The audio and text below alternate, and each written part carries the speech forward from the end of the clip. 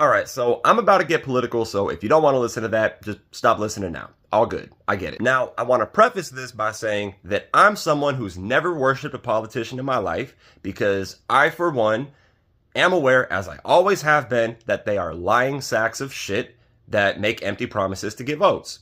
Sure, one party's worse than the other, but they're all liars. Like, that part is for sure. They are all liars, right? So if you live in the United States of America, you live in a world where the former president who's running for re-election claims that immigrants are eating people's pets. And this is the type of thing that just happens, right? Him claiming shit like that. Like, this just happens. Now, sometimes claims which are counterintuitive turn out to be true. So be skeptical with an open mind.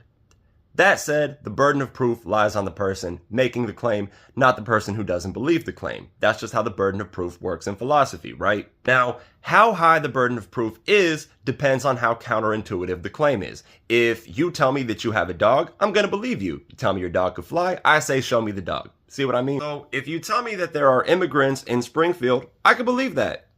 That's a plausible claim to me. If you tell me those immigrants are eating people's pets, I'm gonna need to see some proof. Right? You got to look at the source of the claim. Now, in any case where a person making a claim benefits from you believing them, you have more reason to question that what they're saying is true. Does Donald Trump benefit from me being afraid of immigrants? Yeah, he does. So I should probably question this a little bit more, right? So we all saw in the debate that Trump was confronted with the fact that the mayor of Springfield said that there were no credible reports of this happening. Not that there were very few, that there were no credible reports of this happening. Trump's response was, well, the people on TV are saying, the people on TV, as in the fucking fake news media, is what he used to call it. Now it's where he gets his information. But no, that's not where he originally got it from. I guess he originally got this from his running vice president, J.D. Vance. Now, here's an interesting fact about all of this. So, J.D. Vance literally admit that he made it up. Think I'm exaggerating? Watch this. If I have to, But it if wasn't I have just a to meme, create stories so that the American media actually pays attention to the suffering of the American people, then that's what I'm going to do, Dana, because you guys are completely letting Kamala Harris coast. Okay, so we just got to see a politician admit that he lied. They don't do that every day.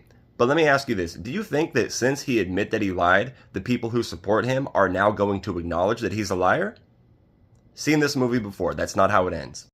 And this video was not a campaign for Kamala. This video was a campaign for common sense. When someone who has a job which is notoriously known for lying tells you something that there is no evidence of, and then is confronted with the fact that there's no evidence of it, and admits that he lied after that, and you still believe him, there's a special kind of fucking stupid going on. There is worship that is happening here. There is a loyalty that you have to politicians that no one in the world should have. No one in the world should be that loyal to a politician. Nobody should worship anybody like that. That's crazy. This is the world of conservatism in America. Now look, I don't need you to vote the same way I vote, to respect you as an individual and to be friends with you, have you in my life. I don't think you're stupid because you vote differently than I do, but I do lose all respect for you and think you're stupid if you refuse to acknowledge that politicians are liars even after they literally admit they lied to you.